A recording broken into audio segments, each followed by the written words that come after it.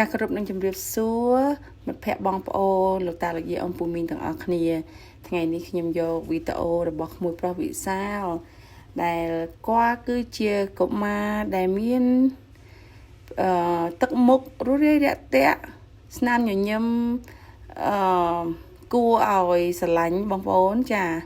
ហើយគាត់មានបងប្អូន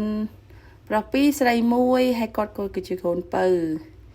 ចាហើយគាត់គឺថាមានដំណោយទានទឹកមុខញញឹមញញឹមរាប់អានញាតណាបងប្អូនខ្មែរយើងឲ្យតែគេឃើញមុខញញឹមញញឹមគេថាអូមនុស្សរាប់ញាតចឹងណាចាហើយថ្ងៃនេះផងដែរគាត់បានទៅស្ទូចត្រីជាមួយនឹងឪពុកម្ដាយរួមទាំងបងប្រុសស្រីរបស់គាត់ចាប៉ុន្តែបងប្អូនអ្វីដែលគួរឲ្យកោតសរសើរគឺថាស្ទូចមួយដែលគាត់ដាក់ឪពុករបស់គាត់បោះទៅឲ្យបងប្អូនណាចាពេលដែលត្រីស៊ីក៏គាត់ដឹងណាបងប្អូនគាត់ទាញគាត់រវៃស្ទូចនឹង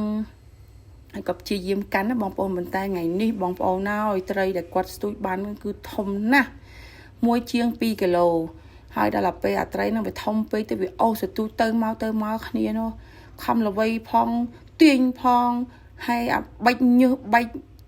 ញើសក៏បែកញើសអាក្តៅក៏ក្តៅហើយគ្នាប្រឹងអើយប្រឹងបងប្អូនល្វីទប់នឹងក្បាលផងហើយពេលក្តៅទៅវាបែកញើសយ៉ាងអេះក្បាលផងជូតញើសផងប៉ុន្តែដៃមួយចំហៀងគឺថាអត់ប្រឡែងទៅទូចោលទេបងប្អូនអញ្ចឹងមានន័យថា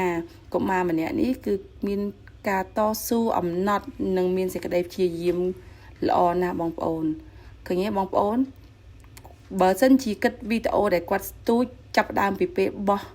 រហូតដល់គាត់ទាញស្ទូចនឹងមកបានត្រីហ្នឹងគឺចំណាយពេលវេលារហូតទៅដល់4នាទី28វិនាទីបងប្អូន